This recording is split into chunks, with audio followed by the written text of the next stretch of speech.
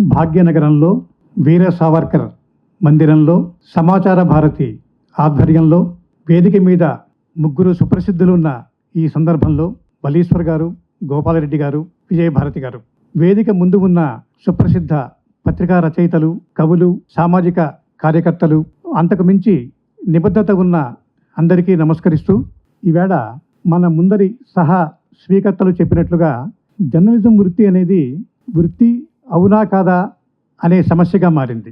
సాయిబాబా గారు అన్నట్టు ఈ వృత్తిని మనం స్వీకరించాం, తర్వాత మనం దీన్ని మన పిల్లలకి వారసత్వంగా ఇస్తామా లేదా అన్నది ఒక పెద్ద ప్రశ్న. ఎందుకంటే ప్రశంసలు ఇప్పుడు ఆనందంగా ఉంటాయి, పురస్కారాలు, పొగడ్తలు, సన్మానాలు చాలా సంతోషాన్ని ఇస్తాయి. కానీ ఒక విశ్లేషణ, ఒక విమర్శ, ఒక సునిశ్చిత అభిప్రాయం అనేది అందరూ సమానంగా తీసుకుంటారని అనుకోవడానికి వీల్లేదు. అంటే ఒక ఆనందానికి ఒక విమర్శకి ఉన్న తేడా. కాబట్టి సహజంగా జర్నలిస్టులు అంటే మనం అనుకుంటాం, కానీ చాలా మంది చాలా దగ్గరగా వస్తారు, చాలా దూరంగా ఉంటారు. కారణం ఏంటంటే అన్నీ రాయాల్సింది ఈ జర్నలిస్టులే.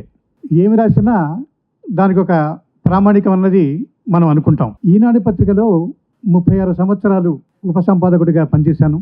నాకు సంతోషం ఏమిటంటే పత్రికలో పనిచేసిన అన్ని సంవత్సరాలు ఏ రోజు కూడా వృత్తిపరంగా నేను బాధపడింది లేదు. ఎందుకు అంటే మనకు ఏ వార్త మన చేతికి వచ్చినా, ఏ వ్యాసాన్ని మనం రాయాల్సి వచ్చినా అందులో సారాంశాన్ని గ్రహించి, అందులోని జాతీయత భావాన్ని తెలుసుకొని, మానవ స్వభావంలో ఉండే ఒక అంతరార్థాన్ని గ్రహించి, మనిషి బలాన్ని, బలహీనతల్ని అర్థం చేసుకొని, ఏది రాయాలో, ఏది రాయకూడదో, ఏది రాస్తే మంచికి చెడు జరుగుతుందో తెలుసుకొని, ఏది రాస్తే చెడుకి మంచి అవుతుందో గ్రహించి ఉండే పరిస్థితి. కాబట్టే ఏ రోజు నేను పత్రికలో పనిచేసినప్పుడు బాధపడింది లేదు. ఎప్పుడు వీలైతే అప్పుడు, ఎప్పుడు అవకాశం దొరికితే అప్పుడు జాతీయవాద భావాల్ని, సామాజిక దృక్పథాన్ని, ఐక్యతని కాపాడుకుంటూనే రాశాం. అయితే వార్తల్లో మనకి అవకాశం లేకపోవచ్చని మనం అనుకుంటాం. ఉదాహరణకి మనకు ఈ సభా మందిరంలోనే మనకి ఒక సైరన్ ఫోన్లో మోగింది. ఈ సమాచారం మనకు తెలుసు, కొంతమందికి ముందుగానే తెలుసు. అది ఎందుకు అన్నది చెప్పడంలో మరి ప్రభుత్వం కానీ వారు సఫలం అయ్యారా అనేది ఒక ప్రశ్నార్థకం. అంటే జర్నలిజం ఇంత క్రిటికల్గా ఉంటుంది. అంటే ఒక విషయాన్ని మనం ప్రజలకు చెప్పేటప్పుడు అది సరిగ్గా వారి దగ్గరికి వెళ్తుందా లేదా, ఆ సమాచారం వాళ్ళు అర్థమయ్యే పరిస్థితిలో ఉందా లేదా, ఎందుకు ఏమిటి అనేది మనం చెప్తున్నామా లేదా అనేది తెలుసుకుంటే తప్ప మనం సమాచారాన్ని ప్రాపర్గా అందించలేం సౌకర్యంగా. అదేవిధంగా పత్రికా రచయితలు కూడా మనం రాసే రాతల్లో, మనం మాట్లాడే మాటల్లో ఒక నిజాయితీ అంటూ ఉండకపోతే మనం రాణించలేం. అసలు ఒక్కరోజు కూడా మనం ఉద్యోగం చేయలేం. మనకి ఆ నిబద్ధత, అంకితభావం అనేది మన మనసులో లేకపోతే ప్రతిరోజు మనకు అగ్ని పరీక్షే. ఆ అగ్ని పరీక్ష తట్టుకోలేకనే ఇవాళ యువతరం చాలామంది ఈ వృత్తిలోకి రావడానికి జంకుతున్నారు. ఎందుకంటే ఇక్కడ ప్రశంసలు, పొగడ్తలు, సత్కారాలు రోజు ఉండవు. ఇక్కడ పదోన్నతులు, గౌరవాలు, పెద్ద పెద్ద సన్మానాలు జరగవు. జరిగేది ఏమిటంటే ఒక సంక్షోభం, ఒక ఆందోళన అనేది జర్నలిస్టులకి ఉంటుంది. ఎందుకంటే ఏ రోజు ఎలా ఉంటుందో తెలియదు. ఉదాహరణకి నేను పత్రికలో పనిచేసిన అనుభవాన్ని కొద్ది క్షణాలు నాకున్న సమయంలో చెప్తాను. మేము కేంద్ర సంపాదక బృందంలో పనిచేసినప్పుడు మా బృందం అంతా కార్యాలయానికి వచ్చేవాళ్ళం.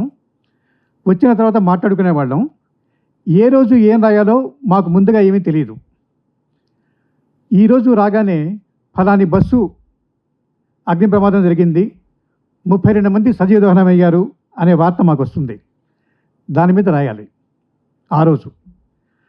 అంటే అప్పటి ఆక్రోశాన్ని, ఆందోళనని మాదిగా చేసుకొని నేనే ఆ బస్సులో ఉన్నానేమో అనుకొని రాస్తే తప్ప ఆ వార్త కానీ వ్యాసం కానీ పండదు. తర్వాత రోజున ఒక మహాకవికి ఒక పెద్ద అవార్డు వస్తుంది, ఆయన గురించి మనం రాయాలి. ఆ తర్వాత రోజున ఏదో ఒక మానవాశక్తి కథనం, మనం అనుకున్నట్టుగా ఒక మంచి కథనం మన చేతికి వస్తుంది, దాని మీద మనం హ్యూమన్ ఇంట్రెస్ట్ స్టోరీ అనేది రాయాలి. అంటే ప్రతిరోజు ఏది మా చేతికి వస్తుందో మాకే తెలియదు. వీటన్నిటికీ సిద్ధంగా ఉండి రాస్తే తప్ప మనం ఆనందాన్ని అనుభూతి చెందలేం. ఇక్కడ ఆనందం అంటే మనకున్న ఆలోచన. ఇలాగా ప్రతిరోజు అనుకుంటూ, ప్రతిరోజు ఆలోచిస్తూ నా పని నేను చేసుకుంటూ వచ్చాను. 36 ఏళ్ళు గడిచిపోయాయి. ఇందుకు దైవానికి కృతజ్ఞత చెప్పాలి. ఇప్పుడు సమాచార భారతికి చెప్పాలి. ఎందుకు అంటే నేను ఉద్యోగ విరమణ చేసి కూడా 6 ఏళ్ళు అయింది.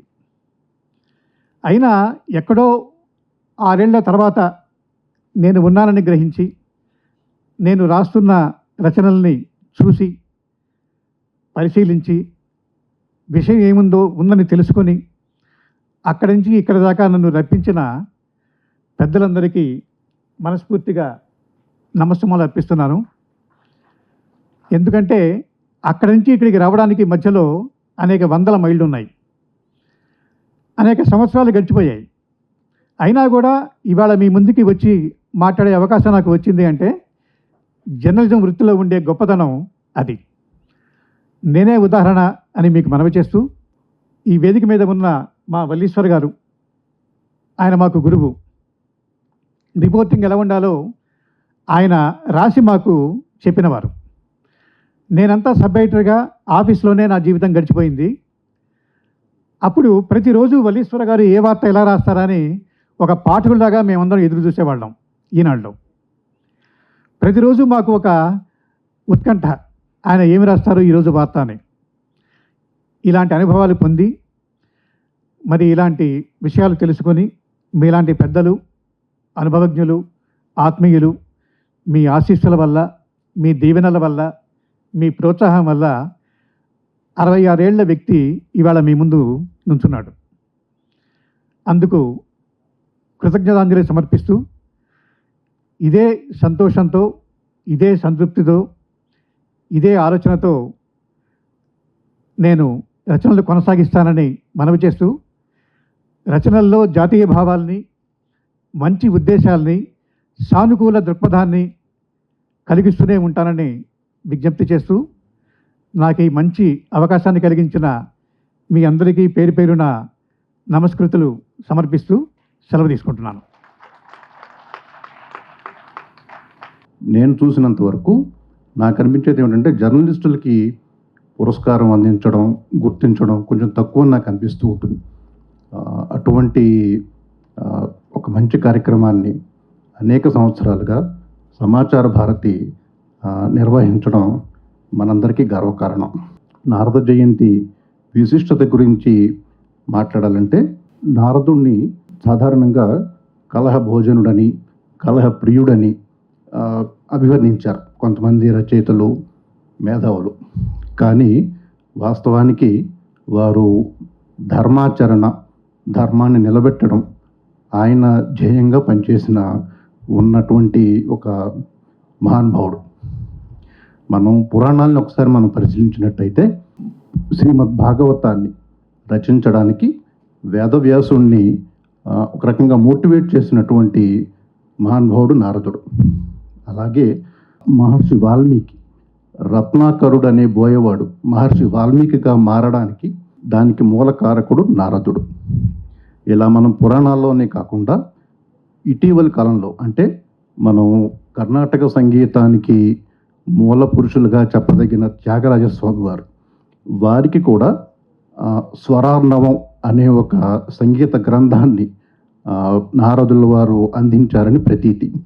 ఈ రకంగా నారదుల వారు పాత్రికేయులందరికీ కూడా ఆదర్శప్రాయులు. కలహభోజనుడానికి కాదు, వారు త్రిలోకాల్లోనూ సంచరిస్తూ ధర్మాన్ని నిలబెట్టడం కోసం వారు ఆయా ప్రాంతాల విశేషాలను అందరికీ వారు తెలియజేస్తూ ఉంటారు. కాబట్టి ఈనాటి పాత్రికేయులు ఎక్కడో ఆదర్శంగా తీసుకోవడం కోసం విదేశాల్లోనో లేకపోతే ఎక్కడో చూడాల్సిన అవసరం లేదు. మనకి ఆదర్శప్రాయుడు నారదుడు. వారి ధర్మాచరణని మా పాత్రికేయులందరూ కూడా భారతదేశంలో దానిని ఆదర్శంగా తీసుకుని ఒక పని చేయాల్సిన అవసరం ఉంటుందని నా అభిప్రాయం. Thank you.